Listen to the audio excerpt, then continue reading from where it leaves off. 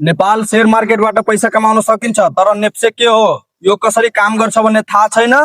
यदि तपाईँ पनि बिगिनर हुनुहुन्छ भने यो 4 पार्टको सिरिज तपाईँकै लागि हो। आजको यो एपिसोड 1 मा नेप्से के हो र कसरी काम गर्छ भन्ने सजिलो भाषामा बुझाउने छु। भिडियो अन्तसम्म हेर्नुहोला। नमस्ते साथीहरू, म गौतम। यो च्यानलमा हामी Nepali stock market, finance, IPO, money यो सबै कुराको बारेमा सजिलोसित सिक्छौ। यो 4 पार्टको सिरिजको नाम नेप्से फर बिगिनर्स हो। यसमा 4 वटा एपिसोड हुन्छ। एपिसोड 1 नेप्से के हो र यसको बेसिक्स के हो। एपिसोड 2 अकाउन्ट कसरी खोल्ने, लाइक डिमेट अकाउन्ट, मेरो share, broker, इटिसी। Episode 3 first trade कसरी गर्ने, बाई सेल को demo. Episode 4 IPO versus market plus mistake र स्ट्रेटेजी के अपनाउने मार्केटमा। आज एपिसोड 1 बाट सुरु गरौँ। सबैभन्दा पहिला नेप्से के हो यो बुझौ। NEPSE means Nepal stock exchange हो। यो नेपालको एक मात्र अफिसियल स्टक एक्सचेन्ज हो जहाँ लिस्टेड कम्पनीहरूको शेयर अथवा स्टक्स किनबेच गर्न सकिन्छन्। जस्तै इन्डियामा एनएसई, बीएसई र युएसमा एनवाईएससी, न्यास्ड्याक छ, जस्तै नेपालमा नेप्से छ।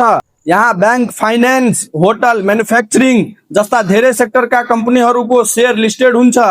नेप्सेमा एउटा इन्डेक्स हुन्छ जसलाई नेप्से इन्डेक्स पनि भनिन्छ। यो इन्डेक्सले पुरै मार्केटको पर्फर्मेन्सलाई देखाउँछ।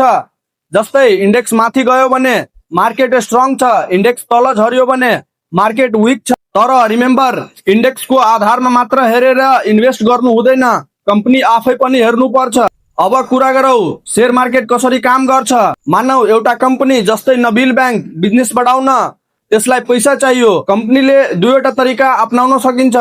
पहिलो बैंकबाट ऋण लिने, दोस्रो पब्लिकबाट पैसा उठाउने। यसलाई शेयर इस्यु गर्नु पनि भनिन्छ। कम्पनीले आफ्नो ओनरशिपको सानो सानो भाग शेयरको रूपमा बेच्छन्। तपाईले एक शेयर किन्नुभयो भने तपाईँ त्यो कम्पनीको सानो मालिक अथवा शेयर होल्डर बन्नुहुन्छ। यी शेयरहरू नेप्सेमा लिस्ट हुन्छ। यहाँ दुई टाइपको मार्केट हुन्छ। एउटा प्राइमरी मार्केट जहाँ तपाईले आफ्नो शेयर पहिलो पटक बेच्न सकिन्छ, त्यसलाई आइपिओ भनिन्छ। दोस्रो सेकेन्डरी मार्केट, यहाँ इन्भेस्टरहरू आपसमा शेयरहरू किनबेच गर्ने गर्छ। प्राइस किन उठ्छ र झर्छ। कम्पनीले राम्रो नाफा कमायो भने डिमान्ड बढ्यो र त्यसै कारण प्राइस पनि बढ्यो। कम्पनी लसमा गयो भने, न्युज खराब आयो भने सेलिङ बढ्यो, त्यसैले प्राइस झर्यो। बेसिकली यो डिमान्ड र सप्लाईको गेम हो। तपाईँ जस्तो बिगिनर इन्भेस्टरको लागि यसको मतलब के, सरल भाषामा भन्दा तपाईले कम्पनीको शेयर किन्नु भयो भने त्यो कम्पनी बढ्यो भने तपाईँको पैसा पनि बढ्छ। कम्पनी विक भने भयो वा गलत समयमा किन्यो भने लस पनि हुन सक्छ। स्टक मार्केट ओभरनाइट रिच हुने ठाउँ होइन, तर लङ टर्ममा वेल्थ क्रिएट गर्न सकिन्छ। यदि यो एपिसोड 1 ले तपाईलाई नेप्से बेसिक्स बुझ्न मद्दत गर्यो भने भिडियोलाई लाइक गर्नुहोला, कमेन्टमा एपिसोड 2 लेख्नुहोला, शेयर गर्नुहोस् आफ्नो साथीहरूसित जसले शेयर मार्केट सिक्न चाहनुहुन्छ, र सब्स्क्राइब गर्न नबिर्सनुहोला।